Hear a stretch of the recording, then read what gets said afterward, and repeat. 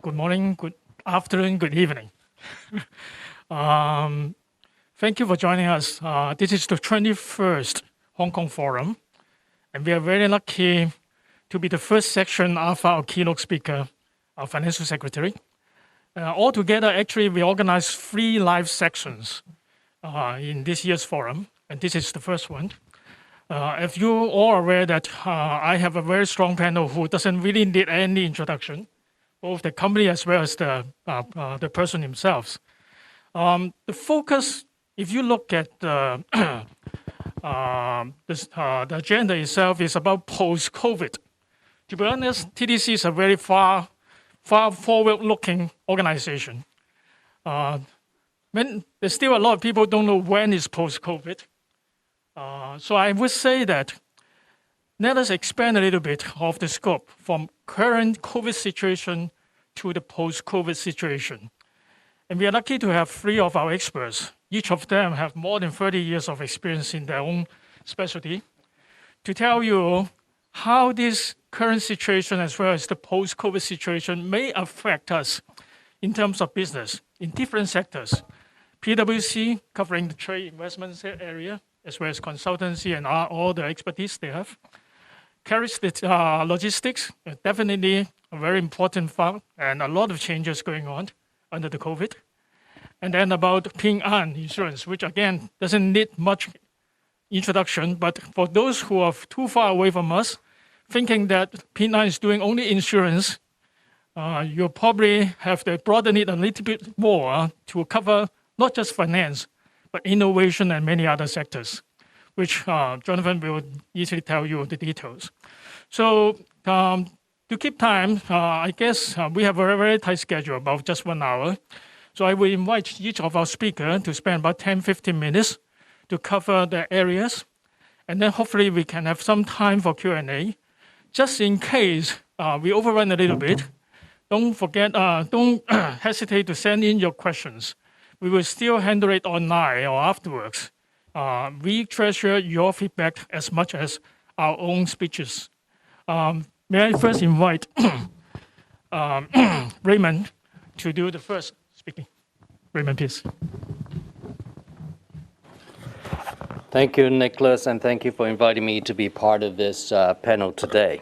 And good morning, good afternoon, good evening, ladies and gentlemen. Who would have thought that almost a year since the first cluster of COVID-19 that was reported in China in January earlier this year, we're still battling with the pandemic, and Hong Kong itself is experiencing its 4th wave. The pandemic has changed a lot of things, has accelerated the pace of technology advancement and digitization. It has resulted in a new way of living, new ways of working. It's changing the business world. It's changing business operations. It's resulting in businesses to rethink, repair, reconfigure, and on an overall basis, reimagine the future today. The IMF has described the pandemic as a crisis like no other. COVID-19 has upended everything in the business world.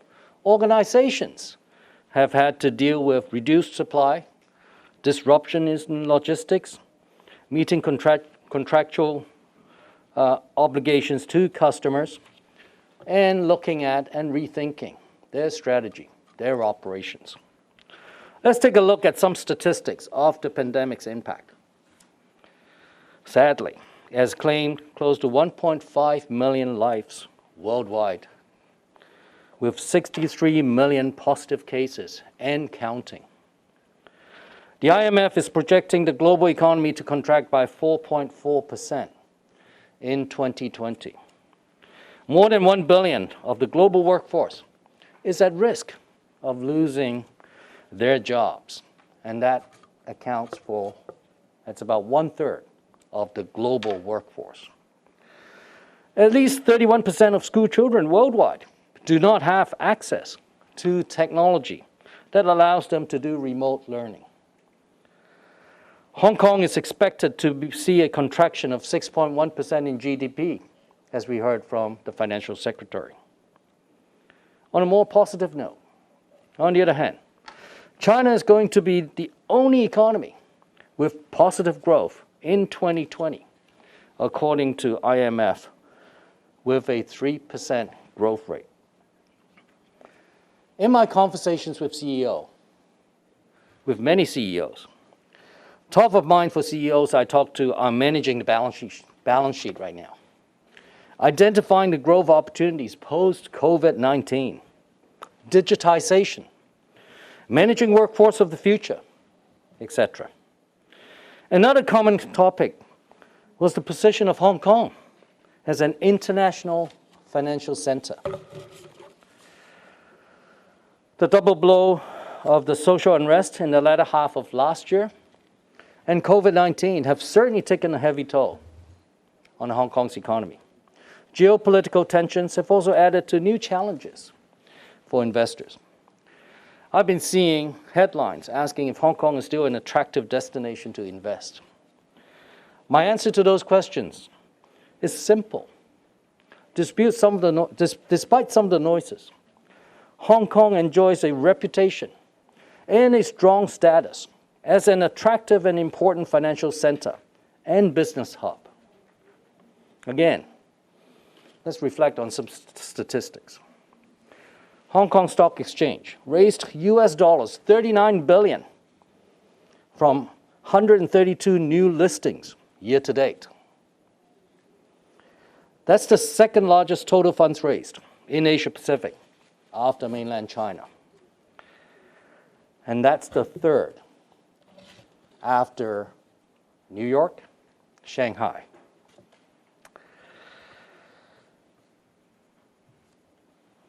And Hong Kong is ranked the world's third easiest place to do business, according to the World Bank's Doing Business 2020 report. It's actually moved one place up from 2019. If anything, Hong Kong's biggest competition is Hong Kong itself. We have a competitive edge that none of the other cities have. Our proximity to mainland China allows us to be the perfect conduit between the rest of the world and the mainland. With China leading the charge in the global economic recovery and growing in importance, it makes business sense for us to stay very closely connected to the world's second largest economy. While much of the world has changed because of COVID-19, what makes Hong Kong so successful essentially includes a legal system that is trusted, tried, and tested by international businesses. We are one of the freest and most competitive economies in the world.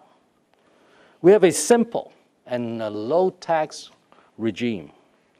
We have a wealth of diversified and experienced professional talent pool that is connected to the international world. The question is, are we resilient enough? We need to look at these competitive advantages we have or had and ensure we continue to have and enhance these advantages and build on new and relevant ones. As we look forward to the post-COVID-19 landscape, we need to determine what the medium to longer term implications are and how do we position ourselves strategically.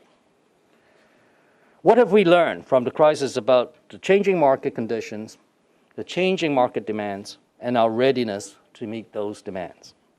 How can we best position ourselves to benefit from a rebound, whether it's a U-shape or V-shape? Have businesses looked at, refined, or thought about their strategy, operations, and business models in this new world? What does the future of work look like? And what are the implications for employees, for our people? Have we done enough to digitally upskill our workforce? We haven't seen the second-order effect from the pandemic. For example, we're expecting a higher rate of unemployment, declining credit ratings, more loan losses, and an expected low interest rate environment for a little longer. The pandemic has accelerated the rate of digitization, absolutely no doubt.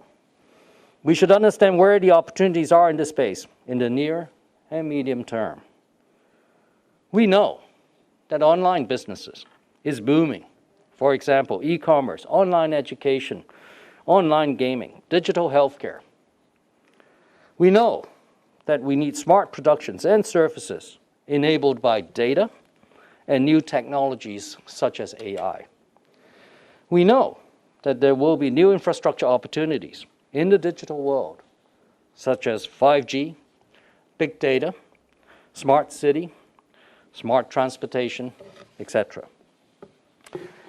As we look forward to the post-COVID-19 landscape, the signing of the largest trade agreement in history, the Regional Comprehensive Economic Partnership on November 15, is an exciting prospect. Another powerful economic bloc that cannot be ignored is the Greater Bay Area. The advantages described earlier that make our city so successful position us very well to take advantage of these opportunities. Hong Kong has an opportunity to becoming the international hub within GBA. We have an open market business environment. We have strong and trusted professional services. We have a simple and a low tax system. We have a wide range of financial services and products that can support GBA companies. Hong Kong has a strong connectivity with the rest of the world as an international city, as an international financial center. Last but not least, our unique one country, two systems make Hong Kong distinctive within GBA. A major concern for everyone, every company, every government, any society today is the issue of climate change and sustainability. Another area that I'm particularly excited for Hong Kong is in green finance. Played right, the city has the potential to have the first mover advantage in this region. With the launch of the first of its kind sustainable finance platform in Asia later this year, the Sustainable and Green Exchange, or STAGE, is expected to give the city another notch against its competitors. To conclude, the pandemic has changed the world, has created new challenges, but at the same time, new opportunities for all of us. With so much change, now is as good a time as any for Hong Kong to rethink, reconfigure, and restart in a changing world, navigating through the post-COVID-19 landscape. Thank you. Thank you, Raymond. Thanks for keeping the time very well and be so concise and thoughtful. Our next speaker is Mr. John Park of Kerry Logistics. And as I said, that John is no need to introduce, and same for Kerry. And John will touch on the COVID's impact on the logistic area. John, please.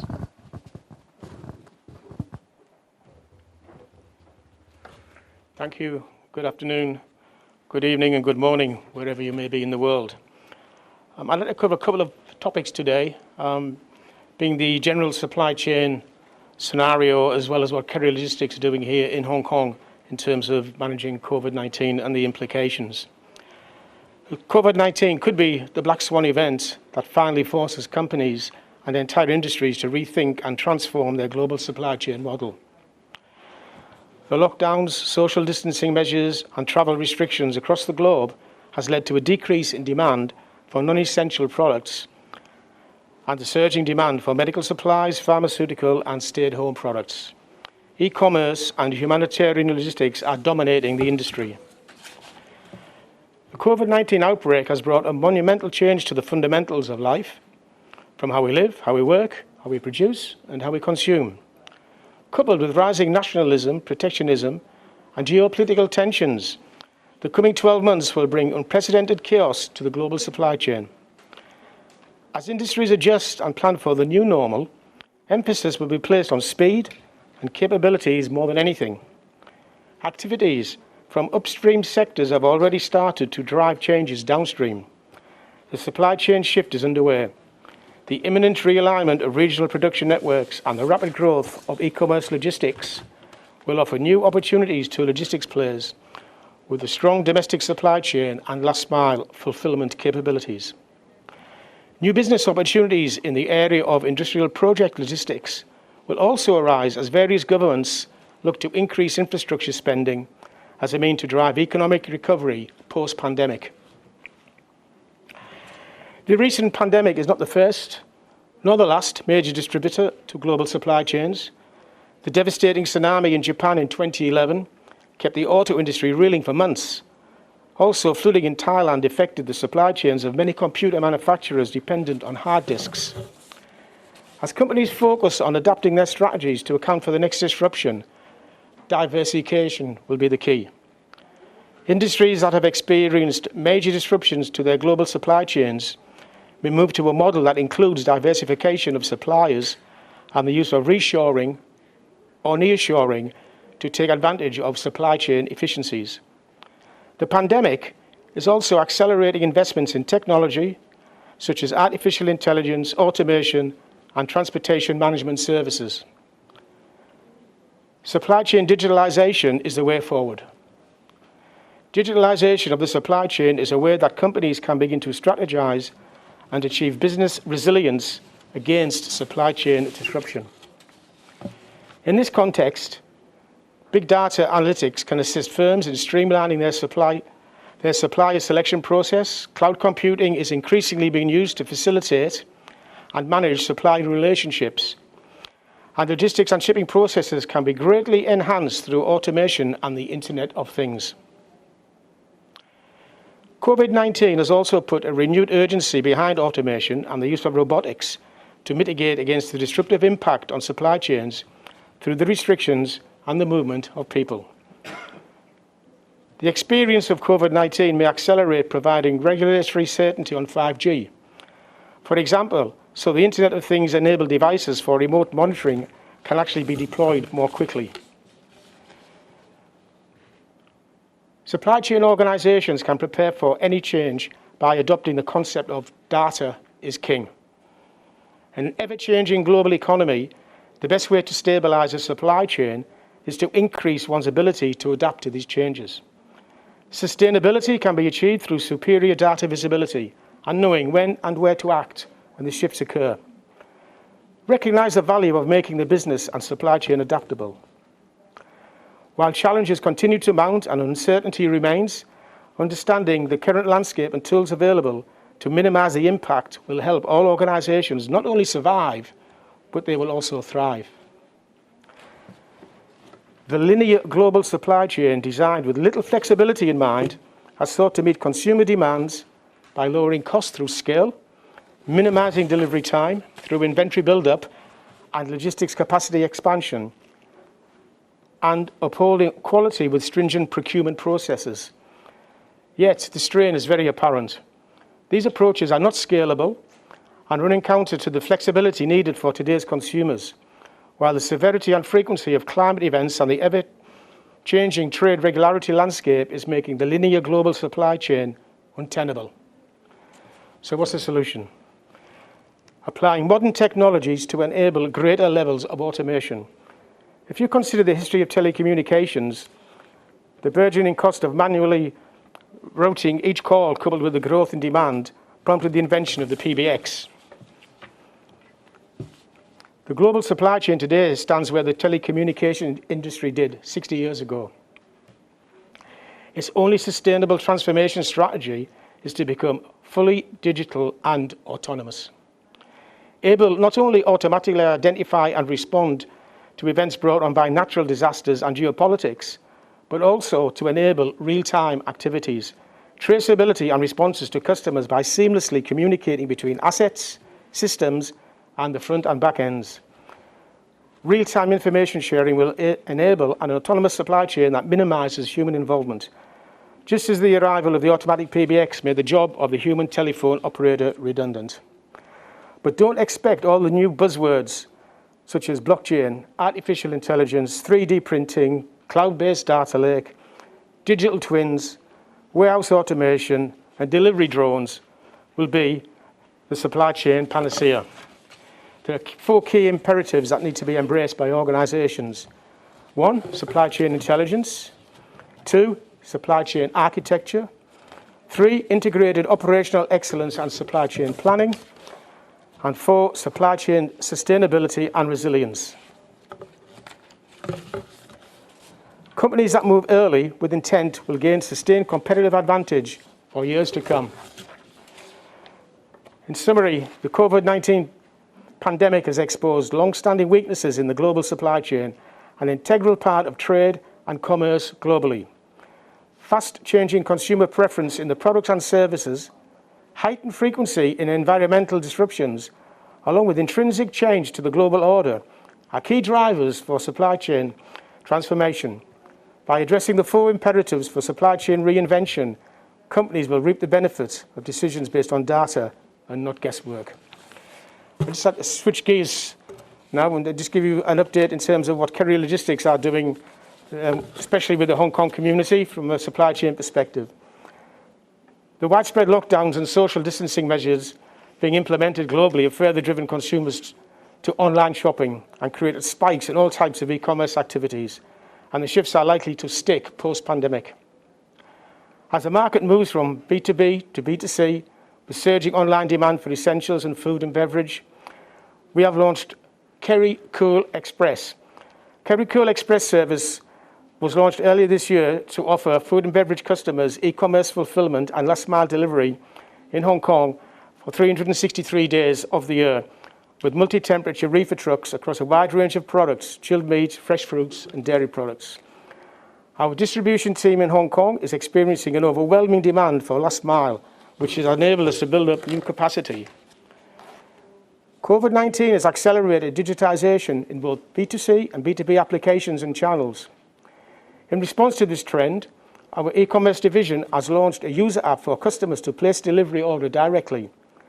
We are also building our own marketplaces to assist our customers' e-commerce developments with online one-stop services. As more and more retailers are tapping e-commerce platforms and making greater use of online channels to boost sales, our e-commerce division captured more than 50% volume growth with surging e-commerce transactions by our major clients and secured more B2B customers on board for B2C business. With rising competitive intensity with technology, all our e-commerce transactions are conducted with fully integrated platforms, with payment logistics, delivery return and milestone gateways with speedy response. Our complete suite of services, including lead time, exception and pricing, are captured and monitored by our customers' platform algorithms. COVID-19 has also elicited a vigorous response from various pharmaceutical companies and the global scientific community to develop a vaccine to end the ferocious pandemic. Logistics will play an important role in the global distribution of the much anticipated vaccine. In Hong Kong, we built a new cold room with a proximity to downtown to cater for the upcoming vaccine storage and handling. Looking ahead, leveraging our strengths in domestic and cross-border e-commerce logistics, we will continue to expand our infrastructure and enhance our service capabilities to capture these booming demands from micro-fulfillment to destination clearance and last-mile management. Thank you very much. Thank you, John. Again, thanks for very well control of the timing. To be honest, actually, we have some spare time. So if you need to overrun, I will encourage you to do so anyway. In economics, we normally think of at time of stress and recessions and crises, cash is king. But what I just learned from John is that there's more than cash. It's data is king these days because everything goes for digitizations and technology. So talking about technology, I think we have to get the brain of Jonathan, who is the Chief Innovation Officer of Ping An Group. And he may tell you more about what is changing and going into the kind of innovation ecology in Hong Kong. Thank you, Jonathan. Well, thank you, Nicholas, and thank you to the Hong Kong Trade Development Council for including Ping An in this important event. It's a pleasure for us to be here and to be represented and to I hope, make a small contribution to the discussion. I guess, we stand here wearing masks, and for me at least, it's the first at least hybrid in-person event that I've actually attended since, I think, January this year. And, it would be nice to say that we're making progress and we can see the end of COVID, but as my fellow panelists have observed, we're just, into the fourth wave, notwithstanding the fact that we have vaccines in sight. So it's certainly too early to declare victory. Is COVID going to make a permanent change by itself? I think there are probably multiple perspectives. My perspective is, COVID, will disappear. And, no doubt all of us have had to adapt in very fundamental ways in our different businesses. But I think overwhelmingly, for the most part, the changes that we've brought about because of COVID were really an acceleration of changes that were in train anyway. The rise of e-commerce, the digitization of most of our businesses, in fact, the ability to work remotely, etc. Probably what's going to be helpful in the short time that I have is to give a little perspective on Ping An, and I apologize for probably having to give a little background because many of the listeners wouldn't be familiar in detail with our company. But I think if I give you some background, it will give you some perspective as to how Ping An is thinking about the future in this world of accelerated digitization and a wide range of associated phenomena, mostly linked to new technologies around artificial intelligence and around big data. So Ping An is a rather unique company in the China context. I think it's the only large financial institution that's not state-owned and state-controlled, so it's a private and commercial company. It's an entrepreneur-founded company created 32 years ago by our current chairman and CEO, Peter Ma. And all but, I think we have 32 businesses at the first level, and all but 2 of those businesses have been grown literally from nothing. So they've been grown organically. And I think what's interesting about Ping An in the last 12 or so years is the way in which Ping An has embraced technology at a fundamental level. And I think when Peter Ma could see the rise of companies like Alibaba and Tencent transforming e-commerce and social networks respectively, in his mind, he could see a much broader transformation taking effect within the China economy and indeed the world economy. And he could see that financial services in particular was going to digitize pretty rapidly, but also that the digitization of financial services would come with a whole new way of integrating different businesses using technology. And that catalyzed a journey at Ping An to embrace the cloud. So we're the only large financial institution in the world today that is entirely cloud-based. And it also encouraged us to invest in key technologies that could be transformative to our business. In particular, digitizing parts of our business. For example, today we have about 1.2 million life insurance agents. And while we still believe very much in the human touch and the role of individual advisors in the life insurance business, everything around the agents is provided digitally. So there's really no paper in their lives, and we've been able to create a platform that actually significantly enhances the productivity of all of our agents and provides a vastly superior client experience. Needless to say, platforms like that were hugely helpful in the very difficult circumstances of COVID at the beginning of this year in China. Being able to apply technologies to our own businesses has allowed us to go and create new businesses. One example is Ping An Good Doctor. So Ping An Good Doctor is a company we created about 8 years ago. It's listed here in Hong Kong. It has a market cap today, I don't have the exact number, it's somewhere in the range of $14 billion, something like that. And we listed it 2 years ago, 2.5 years ago. And Ping An Good Doctor really is a telemedicine platform. It's the largest of its kind in the world. And it plays a role in China to compensate for the relative absence of a primary healthcare system. China's healthcare system is very much centered around state hospitals, usually in major cities. And it's relative to the demand and the needs in China, it's pretty much structurally undercapacitized.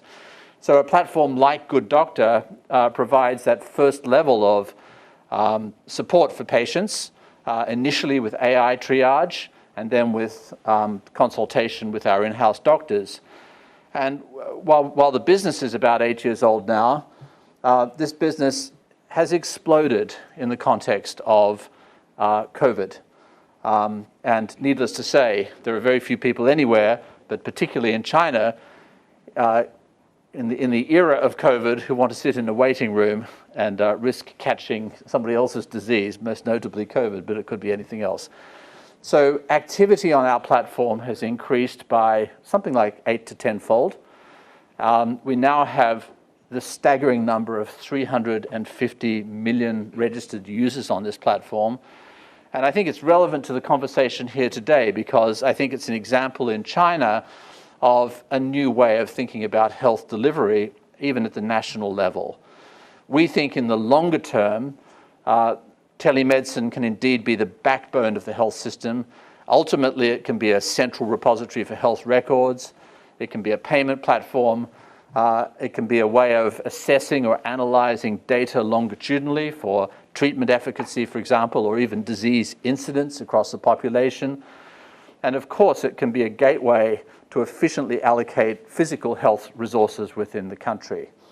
So I think that's a really interesting business that Ping An's created, and it's sort of directly relevant, but while it wasn't created for COVID, it's directly relevant to the COVID experience and to what we might learn from it going forward.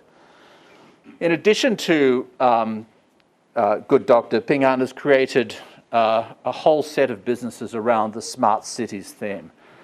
And I think in the China context at least, and I think Hong Kong is sort of very much adopting this mentality, the municipalities in China that control much of the day-to-day business of government and administration within the country all have mandates to aggressively digitize their activities. And it's almost as though these municipalities, and these are very, very large municipalities in many cases, serving populations of 20, 25 million people in the big cities and their surrounding areas in China, these municipalities are being asked to think like businesses. And so we now have, I believe it's 21 verticals in smart cities. And they range from assisting with, for example, customs inspection and using data and AI algorithms to help identify what items need to be inspected and what don't, as an example. Introducing finance systems to allow a much more dynamic and well-controlled budgeting process within municipalities. Even traffic control systems and traffic light systems, using algorithms to efficiently direct traffic flow across the city. And of course, there are health applications. So we have, long before COVID, we had disease prediction algorithms based on all kinds of data sources that we have access to in China to be able to identify disease concentration, disease incidence, and to be able to predict disease incidence going forward. I think when we think about platforms like Good Doctor and platforms like the 21 verticals we have in smart cities, I think some of the opportunities between the mainland and Hong Kong, particularly in the context of Greater Bay Area, become evident as well. And I think that it can be a symbiotic relationship. I think some of these advances in digitization in China, which have been proven at massive scale, can be applied in places like Hong Kong to assist with, for example, the healthcare system or other areas of government. Equally, Hong Kong has an enormous amount to offer in terms of if we take the example of health, specialist expertise that China simply doesn't have at scale in many specialties or many areas of medicine. So I think that by combining the best of both, actually it can be a very positive outcome indeed. I think it's worth noting, given that it's a pretty international audience here, while we talk about the fourth wave in Hong Kong, we're talking about 60 to 100 cases a day. I think it's worth noting that in Hong Kong, COVID has actually been extraordinarily well controlled, and the incidence is on a completely different scale from pretty much any other major economy, certainly in Europe and the United States. It's also worth noting that, just for context, the China experience and the efficiency with which this has been managed in China is quite extraordinary. I think the total deaths, obviously undesirable to have any deaths, but total deaths is within 5,000, I think, for the country, and the total incidence is below 90,000. I think if you look at a list of countries, you have to go to number 32 in the world for total ever cases to find China's name on the list. So there's no doubt that China has managed to control COVID very, very effectively, and they did so by attacking the problem very hard in the first quarter, using the second quarter to recover, and then really normalizing their economy and daily life from the second quarter onwards. And it's for that reason that they're going to print the 3% for the full year that Raymond mentioned. So look, that's the context, and I think the Ping An story is interesting because it's an example of a company that began in relatively traditional businesses, has been pretty forward-thinking in respect of digitization, and its digitization pre-COVID and through COVID has been enormously helpful for us in navigating the challenges and indeed capitalizing on the opportunities that this has presented. Thank you. Thank you, Jonathan. It's very comfortable to hear from Jonathan, specialist in insurance as well as good doctor, the medical field, to say that the cases we have in Hong Kong, plus those in the mainland of China, is relatively small compared with places elsewhere. But to be honest, since you mentioned that this is the first hybrid event that you have attended, where we go virtual as well as real physical attendance, the organizer, actually, we should thank them for being lenient to us today. Yesterday, when I have another panel, they put on the glass panel between each speakers. So maybe because the number of cases we have today is smaller than yesterday, so we have that taken away. So hopefully going forward, we will have less and less restriction, including our masks being taken away soon. I have one question, actually, which I guess many of the friends from outside China may have, but I hope I can answer it before I pass it to my speakers. You mentioned about Ping An's founder. His name is Peter Ma. And you also mentioned about two other innovative companies, Alibaba and Tencent. People are aware that their founders are also with a surname of Ma. So the question could be, what's wrong with Ma in China? Is this something that we're very notative? My understanding is that they are not related, at least not in the kind of generation we understand, maybe some 1,000 years back. But what is interesting for me, maybe I pose that question to Jonathan first, because you talk about innovation. You have talked about GBA, where we know that Hong Kong is working very hard to be more innovative and investing a lot in technology, IT, whatever. But within the GBA, which is an area half the size of Korea, but have GDP as big as Korea, there are more than one innovative areas. Shenzhen is one thing. So how you see innovation development within different places of the GBA? And if I can ask further is, how do you compare this overall GBA innovation hub versus other innovation hub in the region that you are familiar with? I trust this microphone is on, but well, thanks for the question. I think that I certainly come from the viewpoint that each area within GBA should be leveraging and contributing based on its natural strengths.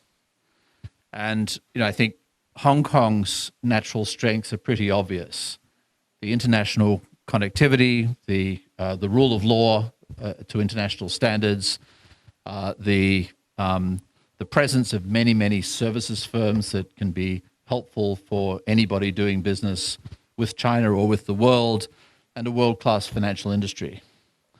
And I think those things, are things that will serve Hong Kong very well in contributing to the further growth of the Greater Bay Area. In addition, of course, Hong Kong has an excellent educational infrastructure and excellent universities, including very good faculties supporting technology and advanced computer science and advanced statistics. If you turn to Shenzhen as an example, which is obviously the most important part of the Greater Bay Area on the China side, you've got this city that was literally nothing when was it, 1982, when Deng Xiaoping declared that Shenzhen would be created, and it's now one of the leading cities in China. It is the home to many technology companies, and many very important technology companies. It's an enormous repository, or let's call it pool of talent, specifically within the technology sector. And I can give some examples at Ping An. So I spent a lot of my career with Citibank, working globally and in Asia. And when I work with Ping An Bank, and just to give you an index of the size and the scale that we're now operating, Ping An Bank, which most people haven't heard of outside of China, actually did more credit card volume for its customers than Citigroup did globally in the second quarter, or American Express did globally in the second quarter. So the scale of these things is astounding. But when we want to build something that involves technology, we're able to do so in a very, very agile fashion, a very dynamic fashion. It's really like being in an internet company. And we've really integrated technology with the business. That's just how people run businesses in China today, at least the leading large companies that are driving the technology agenda. That mentality and that ability to work very, very fast at scale, I think, is immensely valuable. So that, combined with the talent pool that Shenzhen represents, I think is an enormous asset. I think you start thinking about the potential of putting some of these capabilities together, the international reach of Hong Kong and the other attributes that I mentioned, with the kind of technology-driven entrepreneurship that we've seen coming out of Shenzhen and China more broadly. The power is immense. Thank you, Jonathan, for the insight. Taking on your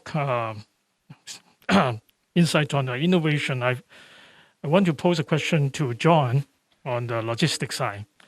You mentioned about the rapid change in the supply chain because of COVID, because of technology and all those things. In the seminar we have this last few days, plus one of our major logistic conference just held last month, there's one issue people raise that with the global change in terms of the trade and geopolitical dynamics, increasingly for manufacturers or buyers, they're going for a kind of China plus one strategy, which means that they try to diversify the source of supply. To what extent that is affecting Hong Kong's position as a regional logistic hub? And going forward, how you see what we can deal with that? Yeah. Okay. Just before I answer your question, just on the thread of the surname Ma, my boss and CEO is also a Ma. Okay, Mr. William Ma. Okay, so the legacy continues. The question on sourcing is really, really interesting, and it's been very close to my heart. I've been living and working in Hong Kong for 22 years, And I've seen the growth of regional hubs in Hong Kong, working very closely with a lot of brands and retailers, predominantly from the US, who've set up, well, I've actually been personally involved in creating regional hubs here in Hong Kong, probably over the last 10, 12 years, a lot of world-famous global brands. But what's happened, it's like a double-edged sword at the moment. Two things are happening. In terms of the actual regional hubs, there is a very large migration already to South China, predominantly to Qinghaiwan and into Yantian. And the reason being is actually cost. As despite all of the, in our industry, it's all about cost and service.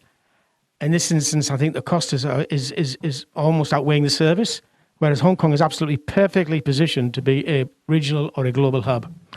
However, the price differential is actually quite huge, especially in the two main areas of my industry, which is the cost of land or warehousing and also the cost of labor.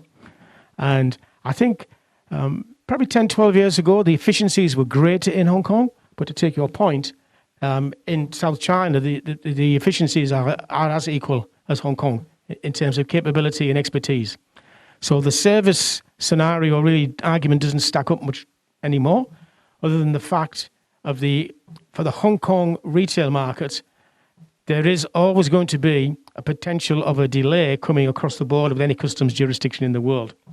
But that's got a lot better over the years coming from Shenzhen into Hong Kong. So that was, first of all, it was the expertise that's been effectively surmounted. Then it was the ability to get through customs. That's also been fixed up. But the last thing still remaining is the cost. And the cost in South China at the moment is very, very competitive compared to the cost of land and property here in Hong Kong. So that's always going to be a mitigating factor. The other issue is from an air freight perspective, but Hong Kong will always be the center in terms of air freight because of the connectivity here in Hong Kong. And when the third runway is up and running, that's going to make a huge difference as well. So I don't see any change from an air freight perspective as a regional hub. The second part of your question is really interesting, is in terms of what's happening with sourcing. And a lot of the brands who I've mentioned earlier who've established regional hubs here in Hong Kong and now in South China, they are actually now looking at putting in second regional hubs or moving their hub completely to Vietnam, also Singapore, Malaysia. So, and I've been directly involved in this as well, where existing customers have they've not. And the reason they're moving the hubs into Southeast Asia is predominantly because they're also moving their sourcing. So a lot of the sourcing has also shifted from China to Southeast Asia, and the biggest winner at the moment is definitely Vietnam, especially in footwear. So as the sourcing moves to the other countries, so the regional hubs will also start migrating to those countries as well. So it's going to be, initially it was Hong Kong into South China from a hubbing perspective, but now you'll find that those hubs in South China, some of them may actually be split into two, South China and Southeast Asia, or you may even find a total migration to Southeast Asia. There's huge investment at the moment into Cambodia, Vietnam, Malaysia, in terms of infrastructure from a logistics perspective. So I don't see that trend reversing in the future. So I think as a regional distribution center, Hong Kong is not going to be as strong as it was, certainly from a sea freight perspective, but it will remain very strong from an air freight perspective. Yeah. Thank you, John, for your insight. I have another question. Actually, I will pose it to Raymond. It's rather generic. The question is basically, what is Hong Kong's role in having business worldwide to capture the post-COVID opportunities in China, in particular the Greater Bay Area? May I add a little bit on to that question and write on it?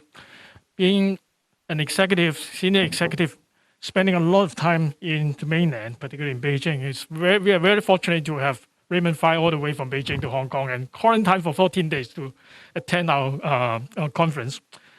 We have to tap in your insight.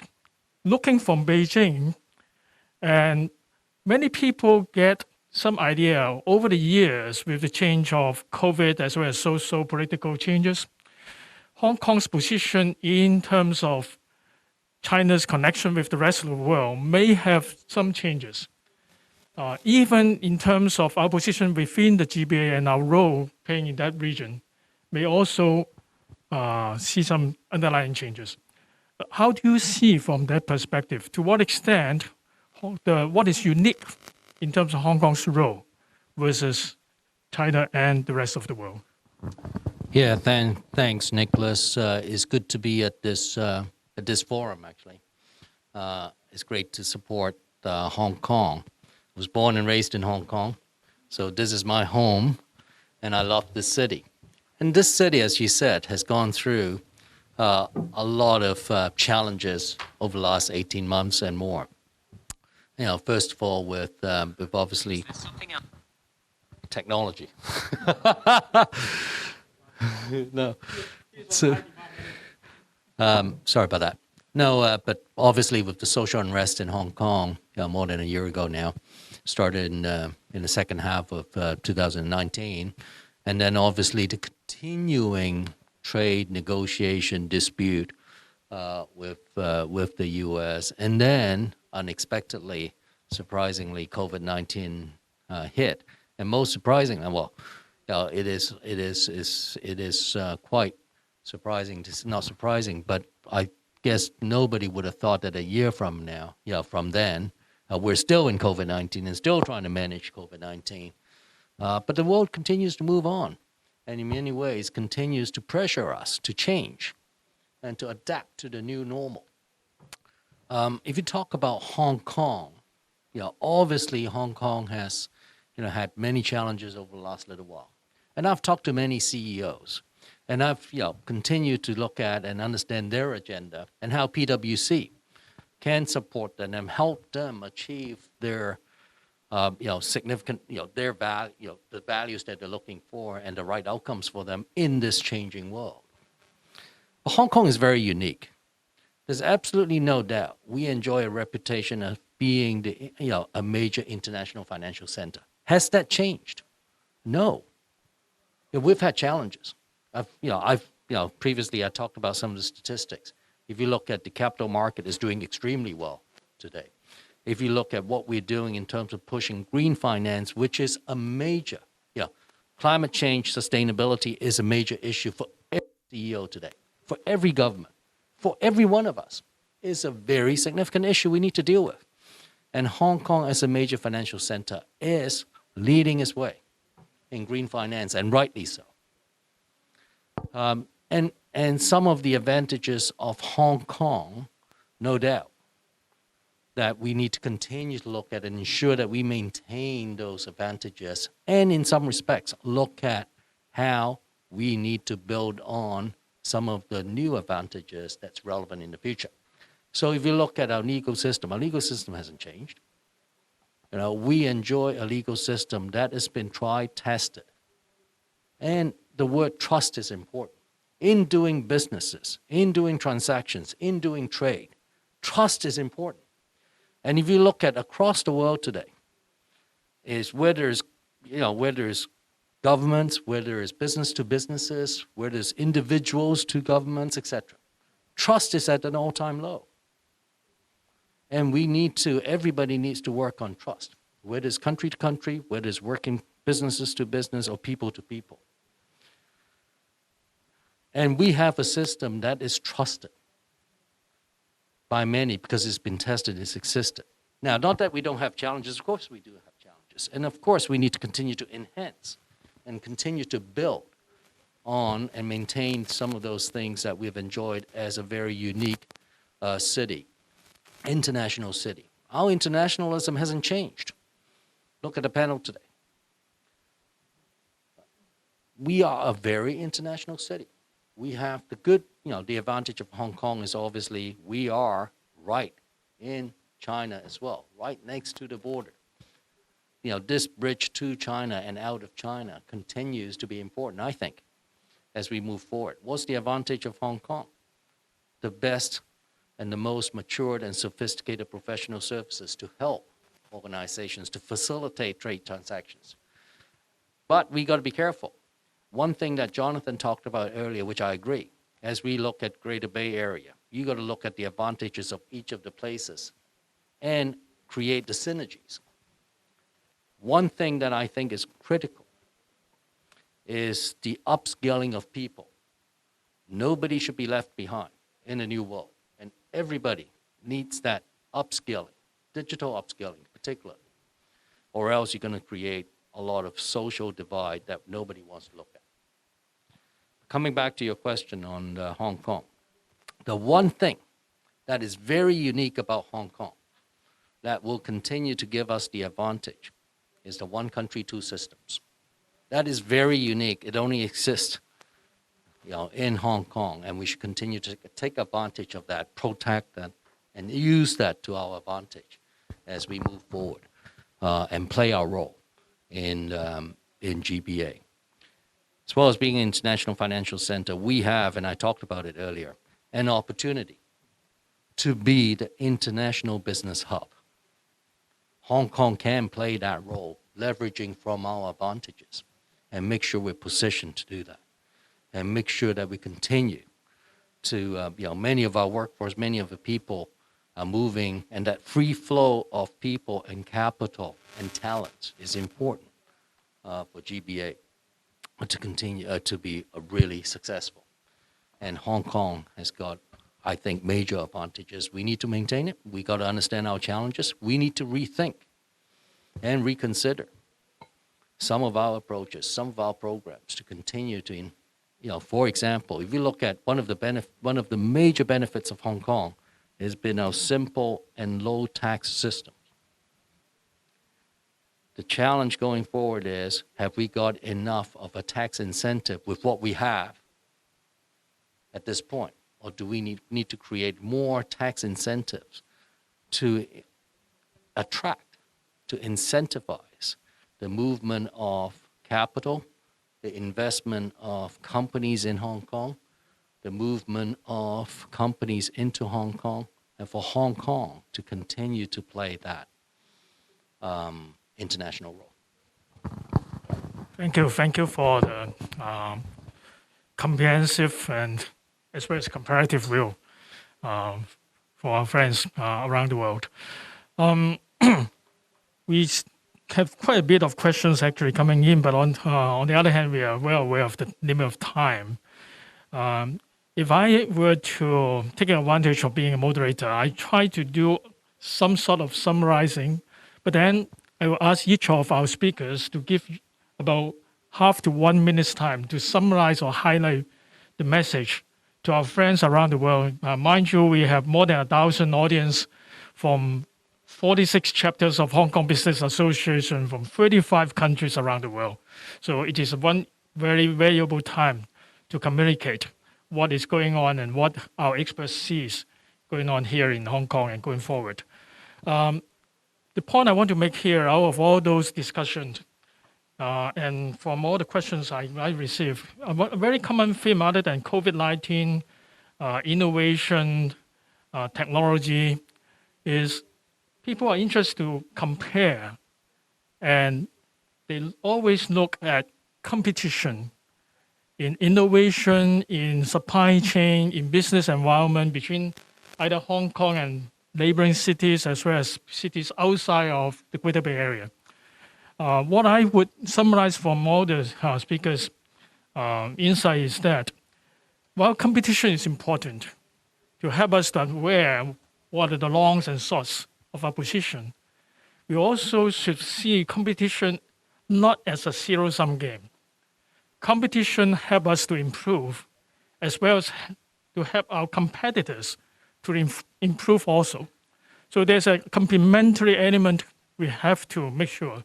So we want to compete. We are really interested to compete as Hong Kong used to be. But we're also well aware that by competition is not to make other people's less advantageous, but to make everybody better. I think that's the key theme, both for Hong Kong as well as for the GBA, as well as for the greater Asia-Pacific region. With that summary, I would like to ask each of our speakers in the particular area or something they have an urge to convey to our audience, what you think COVID as well as all the changes you have seen over the year, is important for friends around the world about Hong Kong. May I start with Jonathan first? Well, for sure, COVID's had a pretty serious effect on Hong Kong, notwithstanding the way in which the incidence of the disease has been managed here, which has been generally very positive. But Hong Kong is hugely dependent upon foreign visitors and the travel sector in general. So there are certainly sectors of Hong Kong's economy that have felt the pain very badly indeed. That will all recover. It just takes time, and we hope. I guess we're in a pattern right now where we hope for the best and we sort of prepare ourselves for the worst. But it will resolve in time. I think the big lesson is this acceleration of digitization, and I think in my industry, it's a timely lesson. I think much of the financial industry remains stuck with legacy platforms. I think many companies found that their client interface was only partially digitized. Even if it's 80% digitized, you find that you get to a certain point when you're trying to do something online and then you have to call the call center, or heaven forbid, you have to go and visit a branch, or I don't know if people even have fax machines anymore, but sometimes you do get asked to send a fax, amazingly, in 2020. So I think it was a bit of a wake-up call for those institutions that were not ahead of the play. And I think the message has been received. And I think there are, some of the initiatives in Hong Kong, the virtual banks, Ping An has one of those through our One Connect subsidiary, are good initiatives to help accelerate the digitization of finance that remains to be done. But I think that acceleration is the main takeaway. I think Hong Kong will play an important role. And I think that the more closely the China and Hong Kong financial systems can be further intertwined, the better it will be. Because, of course, as we all know, China is indeed a long way ahead in this area. Thank you, Jonathan. John, please. I think on the same theme, and I mentioned during my talk, the future in the supply chain industry is absolutely all about digitalization. We have to move away from the linear concept. It's not sustainable going forward. And the only way this is really going to work as well in the future is collaboration. And it's collaboration amongst competitors and also amongst different industries. If you think about the supply chain today in its entirety, from raw material to a factory, to a distribution center, on a ship or an airplane, to another part of the world, redistributed, final mile to the customer. And nowadays, with the rise of e-commerce, there's a huge emphasis on returns as well, so return logistics. At the moment, that whole chain is totally fragmented. No, people might tell you they can do everything, but they can't. And there'll come a day when organizations need to sit around the table and actually collaborate and work together to how to stitch together this total supply chain in a digital format. Now, that would, in our industry, the terminology is acting as a 4PL, where you actually then manage the different 3PLs. So you'll be managing the digital supply chains, called a regional control center, and you would then be managing raw materials, the factory, and everything else I mentioned in the chain. So the customer or the business can actually just press one button and can see exactly what's happening from a visibility perspective. And the reason that is really important is because nowadays you need to pivot. You need to make decisions very quick in terms of where your inventory is going to be positioned. You might want to redirect it to another geography, or you might want to actually change the type of product that's being manufactured at short notice in the factory. So digitalization, visibility is absolute key. And of course, to support that, you're going to need automation, and we talk about AI and robotics, etc. I think the whole COVID scenario has actually accelerated all those processes. People have been talking about it for many years, but I think now people are actually going to start taking some action. So Thank you. Just in closing from my side, Yeah. I think we all agree 2020 has been a pretty horrible year. And I read something the other day that the the most used phrase for the whole of 2020 is "you're on mute." So let's hope let's hopefully we don't have to use that in 2021. Thank you, John. Raymond, please. Hi. Yeah, I'll just agree with everything that's been said by Jonathan and John. And obviously what COVID-19 has done is actually accelerated a couple of very important trends. One is obviously tech and digitization. And in what I do with my clients, often the word in every organization, and digitization doesn't mean it's just the big organizations. It's got to be everybody. And the next bigger wave is actually the small and medium enterprises, because they cannot be left behind with the negative impact of COVID-19. But the word digitization is actually quite interesting, how it's being understood. And many think about digitization as a piece of machine, as a piece of software. And okay, I'm going to get that system in, I'm going to be digitized. That's not right. And in many cases, I've seen situations where companies have completely failed the digitization process because they thought it was just buying a piece of machine, buying a piece of software, get it in store somewhere, I'm digitized. That's absolutely wrong. And what is critical is actually an end-to-end consideration. It's about rethinking your strategy and looking at what your desired outcome is at the end of the day. And then it's so funny. Typically, we do things from left to right. In this case, in many cases, you actually need to go from right to left. And it's a very interesting journey, actually. And the most important part of digitization, I would say, is actually not about the tech. The tech is an enabler. It's actually about the people. It's actually whether your people are with you and whether your people have actually been properly upskilled in order to drive that technology. And in order for every process in the organization, whether it's reconfigured and whether it's been redesigned, to drive that desired and right outcome at the end of the day. Thank you. Actually, Raymond helped us to do some propaganda also, because you talk about digitization and the transformation faced by particularly the small and medium enterprises. The Trade Development Council, as you all know, that our mandate is to help particularly the SMEs, small and medium enterprises, to fit to the new world and to prosper. So we actually have created quite a number of services. One is called the Transformation Box, to help companies to adapt to the new environment and go through those digitization transformations. And we're also creating another platform, Go GB8, to go into the GB8, which include a lot of services that can help business, particularly small business, to go through that huge transition. So with that, I hope that our audiences around the world will be more or less more comfortable, more satisfied, and more confident about your Hong Kong prospect. For those who may have missed part or whole of our section because they are sleepy on different time zone or whatever, please remind that actually we have a replay of the whole section tomorrow morning Hong Kong time. So hopefully it's in the right time zone for you tomorrow. And after that, we have two more live sections, one on technology and one on entrepreneurship or young entrepreneurs to continue in the next day and two.